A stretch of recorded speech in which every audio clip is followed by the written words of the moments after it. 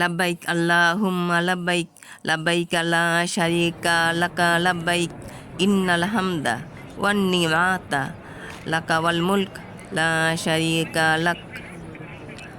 অর্থাৎ আমি আপনার ডাকে সাড়া দিয়েছি, হে আল্লাহ, আমি আপনার ডাকে সাড়া দিয়েছি, আমি আপনার ডাকে সাড়া দিয়েছি।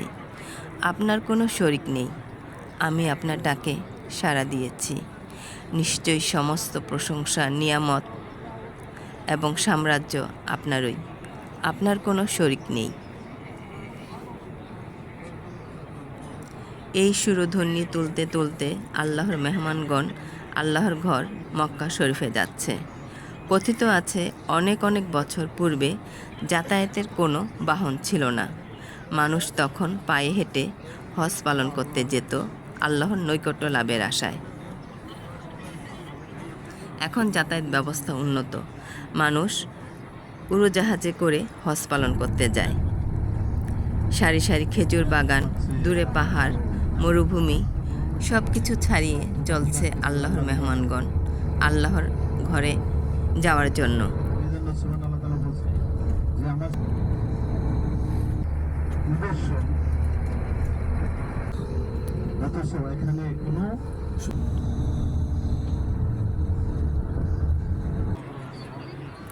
এই হলো সেই কাঙ্ক্ষিত মক্কা শরীফের পবিত্র কাবাগৃহ। পৃথিবীর বিভিন্ন দেশ থেকে বিভিন্ন জাতির বিভিন্ন বর্ণের লোক এসেছে আল্লাহর ডাকে সাড়া দিয়ে। আল্লাহ যাকে ডাক দিয়েছেন একমাত্র তিনি এই কাবাগৃহে আসতে পারবেন হজ করতে। অন্যথায় হাজারো তদবির করে এই কাবাগৃহে হজ করতে আসা সম্ভব না। এটা আমরা মুসলমানগণ বিশ্বাস করি মনে প্রাণে। আল্লাহকে সবাই এক কায় মনোবাক্যে ডাকছেন, জীবনের সকল গুনাহগুলো মাফ চাচ্ছেন।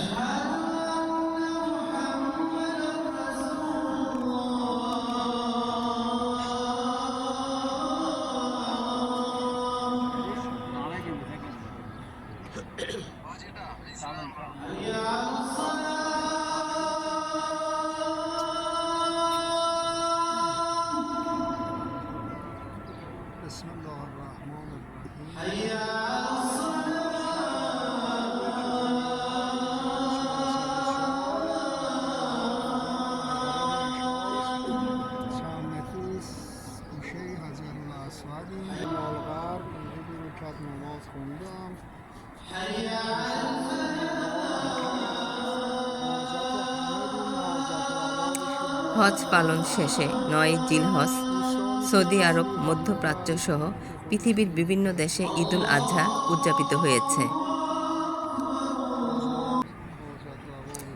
হজ ঈদ পালন শেষ করে মুসল্লিগণ মক্কা শরীফ সহ বিভিন্ন দর্শনীয় স্থানে গমন করেন।